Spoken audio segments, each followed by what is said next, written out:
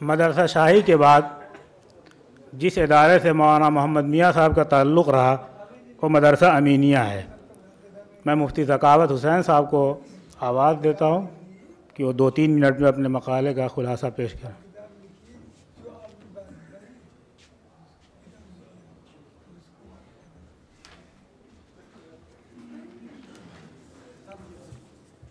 السلام علیکم ورحمۃ اللہ وبرکاتہ۔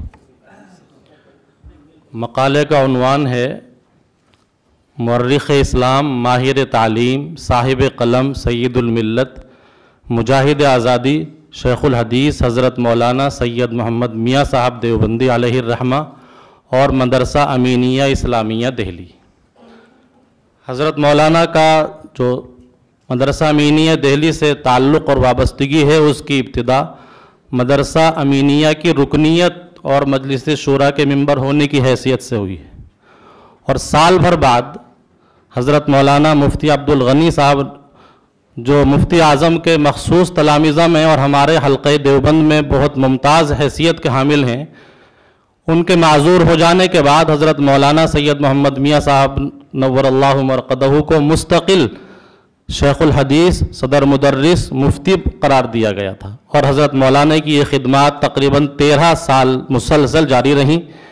اس میں خاص طور پر جو میرے کرم فرما حضرت مولانا نور الحسن راشد صاحب دامت برکاتہم نے اس مقالے پر نظر بھی ڈالی ہے، اور اس میں بنیادی طور پر جو مجھے حوصلہ ملا ہے وہ میں نے حضرت مولانا سید محمد میاں صاحب نور اللہ مرقدہ کے اس زمانے کے جتنے بھی شاگرد ہیں مدرسہ امینیہ کے 150 طلبہ کی فہرست مجھے مل سکی ہے، جو آج طلبہ نہیں ہیں بلکہ وہ اپنے اپنے وقت کے اساتین علم ہیں۔ میں اگر نام لوں تو بہت سارے نام ہو جائیں گے، اس وقت میری زبان پر 2-3 نام آ رہے ہیں۔ حضرت مولانا غلام قادر صاحب کشمیر، حضرت مولانا نور عالم صاحب خلیل امینی، اور ہماری دہلی کے شاہی امام حضرت مولانا سید احمد بخاری صاحب، یہ بالکل آخری سال کے شاگرد ہیں مولانا بخاری۔ یہ مقالہ آپ کے سامنے ہے، اور میں اس موقع پر کچھ نہ کہتے ہوئے سارے مقالے کا خلاصہ شاید عرض کر سکوں۔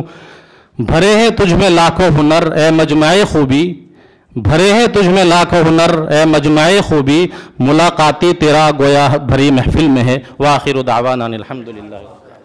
اب میں مولانا